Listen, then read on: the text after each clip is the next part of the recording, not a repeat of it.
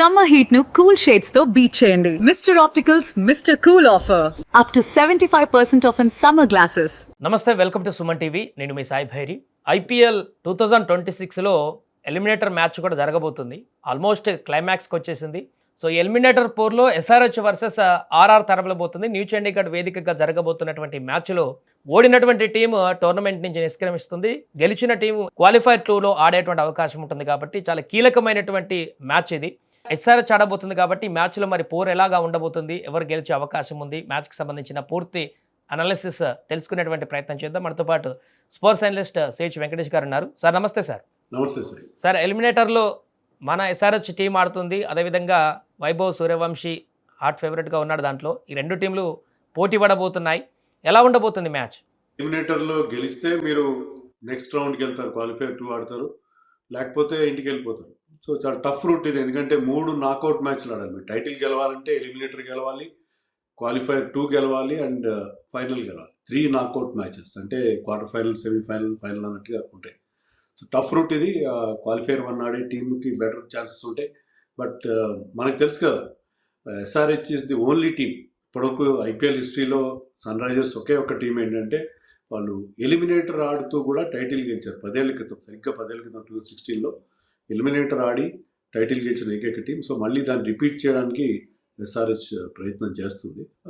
డెఫినెట్గా రెండు టీమ్స్ చాలా చాలా అగ్రెసివ్ ఇంటెంట్తో ఆడే టీమ్స్. ముఖ్యంగా బ్యాటింగ్లో రెండు టీమ్స్కి బలం ఉంది.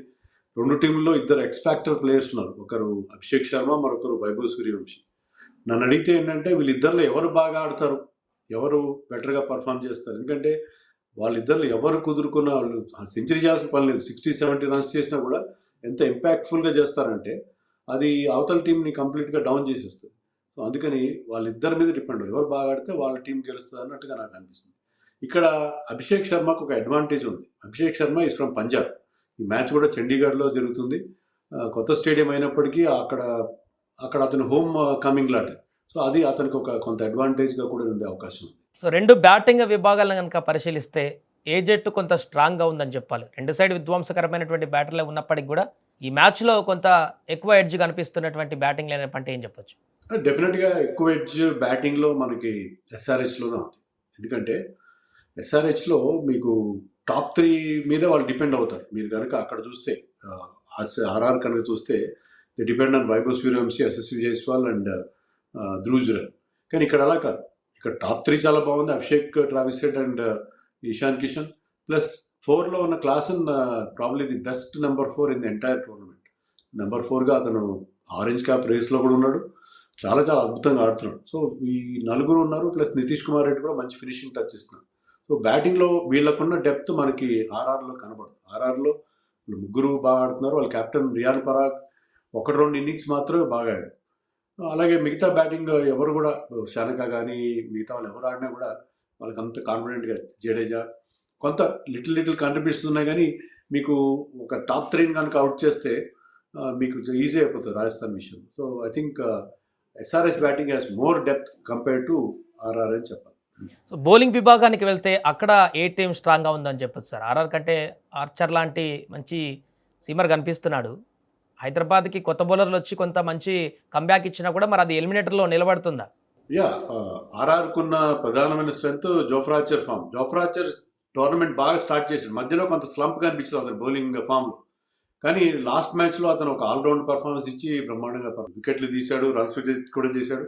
జోఫ్రా ప్రత్యేకత ఏంటంటే అతను ఫస్ట్ ఓవర్లోనే వికెట్ తీస్తాడు. న్యూ బాల్తో ఈజ్ వెరీ వెరీ ఎఫెక్టివ్. అతను చాలా మంచి పేస్ ఉంది అతని దగ్గర. కొత్త బాల్ని మూవ్ కూడా చేయగలడు. సో న్యూ బాల్తో ఫస్ట్ ఓవర్లో వికెట్లు తీయడం అతను అనేక సందర్భాలు చేయడం చూసాం. సో అది అతని ప్రత్యేకత. అయితే అతని మినహా మిగతా బౌలింగ్ అంత స్ట్రాంగ్గా నాకు కనపట్లేదు. నో డౌట్ బ్రిజేష్ శర్మ చాలా మంచి బౌలింగ్ చేస్తున్నాడు. నాన్రే బర్గర్ కూడా మంచి పేసీ బౌలర్. అండ్ కొత్త లెగ్ స్పిన్నర్ యశ్రాజ్ పుంజా, అతను కూడా మంచి సపోర్ట్ అందిస్తున్నాడు. బట్ ఓవరాల్గా SRH has a stronger bowling lineup. SRH ఎందుకంటే ఎస్ఆర్హెచ్కి ప్యాట్ కమిన్స్తో పాటు కొత్త కుర్రాళ్ళు సాకిబ్ కానీ, తర్వాత ప్రఫుల్ హింగే, శివంగ్ లాంటి ఒక spinner, plus Ishan Malinga is having wonderful season. So I think SRH has a better bowling unit అని చెప్పాలి. బట్ పవర్ ప్లే విషయంలో వాళ్ళ బౌలింగ్ స్ట్రాంగ్గా ఉంది because they have Archer. SRH power ప్లేలో రెగ్యులర్గా వికెట్ తీసే బౌలర్ లేరు. కానీ వీళ్ళు ఆ స్లోయర్ వన్స్ బాగా వేస్తారు. ఎస్ఆర్హెచ్ వాళ్ళు పిచ్ కనుక స్లోగా ఉంటే ఆ స్లోయర్ వన్స్ బాగా వేస్తారు. వాళ్ళకి అది అడ్వాంటేజ్గా ఉండే అవకాశం. న్యూ చండీగఢ్ కాబట్టి అక్కడ హై స్కోర్ గేమ్ అన్న చూడొచ్చా సార్? లేకుంటే స్లో గేమ్ ఏమైనా ఉంటుందా? అక్కడ కండిషన్ ఎలా ఉండే అవకాశం ఉంది? అంటే చండీగఢ్ కొత్త వెన్యూ అది. కానీ అక్కడ మనం చూసింది ఏంటంటే ఈసారి 5 మ్యాచ్లు ఆడారు పంజాబ్ అక్కడ. కొన్ని మ్యాచ్ల్లో చాలా హై స్కోరింగ్ రావడం చూసాం. కొన్ని మ్యాచ్లు చాలా లో స్కోరింగ్ కూడా అవుతుంటాయి. సో అక్కడ ఎలాంటి పిచ్ మీద ఆడతారు, ఆ పిచ్ ఎంతవరకు అనుకూలిస్తుంది అనేది మనకు తెలీదు. కొన్ని హై స్కోర్స్ కూడా వచ్చినాయి అక్కడ. But at the same time కొన్ని లో స్కోర్స్ కూడా వచ్చిన సందర్భాలు లాస్ట్ ఇయర్, ఈ ఇయర్ కూడా ఉన్నాయి. సో ఐ థింక్ పిచ్ విషయంలో మనం ఎలాంటి గెస్ కూడా చేసే అవకాశం లేదు. Unless we know on which pitch is going to be played. అలాగే నిన్న వైభవ్ సూర్యవంశి కూడా ఒక కామెంట్ చేసినట్టుగా ఉంది. అంటే గేల్ రికార్డే బ్రేక్ చేయాలని ఉంది అని గతంలో అన్నాడు. మళ్ళీ నిన్న కూడా 200 స్కోర్ కూడా చేసేటువంటి ప్రయత్నం చేస్తాను, నాకు అలా చేయాలని ఉంది అని చెప్పేసి కామెంట్ చేశాడు. మరి టీ20లో ఈ సీజన్లో అయితే ఇంకా 2 మ్యాచ్లే ఉన్నాయి. ఎలిమినేటర్ పోతే ఇంకో 2 దొరికేలాగా ఉన్నాయి. అంటే ఆ ఇంటెంట్తో ఆడే అవకాశం ఏమైనా చూడొచ్చా ఇది? లేకుంటే భవిష్యత్ కోసం అన్నాడు ఆ డైలాగ్ అని చెప్పొచ్చా? అంటే వైభవ్ సూర్యవంశి 200 టార్గెట్ పెట్టుకున్నా, ఎస్ఆర్హెచ్ టీమ్ టోటల్ 300 పెట్టుకున్నా అవన్నీ కాదు. ఇక్కడ ముఖ్యం ఏంటంటే టు విన్ ద మ్యాచ్. నేను ఇందాక చెప్పినట్టుగా సెంచరీలు, డబుల్ సెంచరీలు కాదు అక్కడ ముఖ్యం. ఎంత ఇంపాక్ట్ఫుల్గా ఆడుతున్నారు. వైభవ్ సూర్యవంశి 50 రన్స్ చేసినా 50 రన్స్ కనుక 20 బాల్స్లో చేస్తే అది చాలా ఇంపాక్ట్ఫుల్ ఉంటుంది. పవర్ ప్లేలో మ్యాక్సిమైజ్ చేసినట్టు అవుతుంది. దట్ ఈస్ మోర్ ఇంపార్టెంట్ ఈ ల్యాండ్ మార్క్స్ కంటే కూడా. But Vaibhav Suryavanshi is an young boy. అతనికి ఆ టార్గెట్లు ఉండడం తప్పలేదు. టార్గెట్లు ఉంటాయి కూడా. దాన్ని అచీవ్ చేయగల ఎబిలిటీ కూడా అతనికి ఉందని ప్రూవ్ చేశాడు. ఎందుకంటే ఎలాంటి బౌలర్ని కూడా అతను కేర్ చేయడు. మీరు ప్యాట్ కమిన్స్తో ఈ 2 టీమ్స్ ఆడినప్పుడు ప్యాట్ కమిన్స్ బౌలింగ్లో కూడా అతను 6లు కొట్టడం చూస్తున్నాం. సో ఏ బౌలర్ కూడా అతను కేర్ చేయడు. వాళ్ళ రెప్యుటేషన్ని కూడా కేర్ చేయడు. So he has that ability. అతను చెప్పాడు, కానీ అతను చెప్పినట్టుగానే క్రిస్ గేల్ 175 రికార్డ్ని బ్రేక్ చేయాలన్నా, 200 రన్స్ చేయాలన్న ఐపీఎల్లో అది వైభవ్ ద్వారానే సాధ్యమవుతుందని చెప్పి మనం చాలా కాన్ఫిడెంట్గా గెస్ చేయొచ్చు. Right sir. ఫైనల్గా ఈ ఎలిమినేటర్లో ఎవరు గెలిచి క్వాలిఫైర్ 2కు వెళ్తారు అంటే ఏం చెప్పొచ్చు?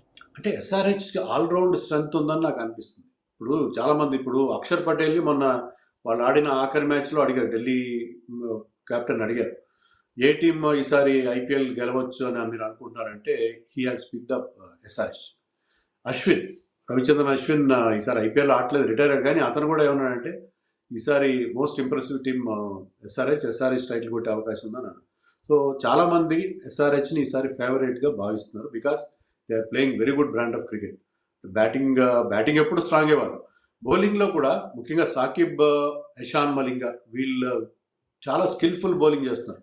స్లోయర్ వన్స్ని ప్రత్యర్థులు గుర్తించినట్టుగా వేస్తున్నారు. స్లోయర్ బౌన్సర్స్ చేస్తున్నారు ఇన్ టు ద పిచ్.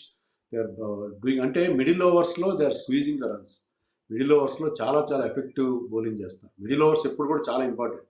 అలాగే డెత్ బౌలింగ్ కూడా బాగుంది ఎస్ఆర్హెచ్ది కంపేర్ టు ఆర్ఆర్కి ఏంటంటే స్ట్రెంత్ నేను ఇందాక చెప్పినట్టుగా పవర్ ప్లే బౌలింగ్ ఒకటే వాళ్ళ స్ట్రెంత్. అలాగే they depend too much on Vaibhav Suryavanshi fail అయితే వాళ్ళ బ్యాటింగ్ చాలా ఇబ్బంది పడే అవకాశం ఉంది. కోర్స్ లాస్ట్ మ్యాచ్లో వైభవ్ ఫెయిల్ అయినా కూడా వాళ్ళు గెలిచారు. బట్ ఇన్ జనరల్ ఏంటంటే ఈ సీజన్లో మనం చూస్తుందంటే వైభవ్ సూర్యవంశి మీద ఎక్కువ డిపెండ్ అవుతారు. యశస్వి జైస్వాల్ కూడా అంత గొప్ప ఫామ్లో లేడు.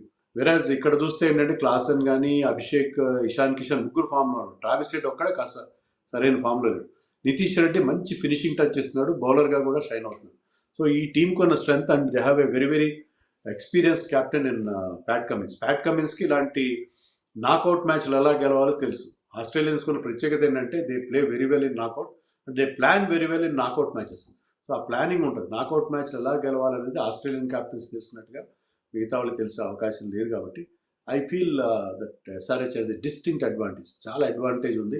చాలామంది ఫేవరెట్ కూడా ఎస్ఆర్హెచ్ ఉంది. సో నేను ఇందాక చెప్పినట్టుగా ఒకే ఒక ఫ్యాక్టర్ వాళ్ళని గెలిపించగలదు. అదేంటంటే సూర్యవంశి బ్రహ్మాండంగా బ్యాటింగ్ చేయడం, లేకపోతే జోఫ్రా ఆర్చర్ ఒక అద్భుతమైన స్పెల్ వేయడం. I confidently say that SRH will start as definite favourites in this eliminator match. Right sir. Thank you so much. అది ఎలిమినేటర్ మ్యాచ్లో ఎస్ఆర్హెచ్ వర్సెస్ ఆర్ఆర్ తలపడబోతుంది. మరి ఈ ఉత్కంఠభరితమైనటువంటి పోరులో గెలిచి క్వాలిఫైర్ 2కు వెళ్ళేదెవరు, ఎలిమినేట్ అయ్యేదెవరు ఈ సీజన్ నుంచి అనేది వేచి చూద్దాం.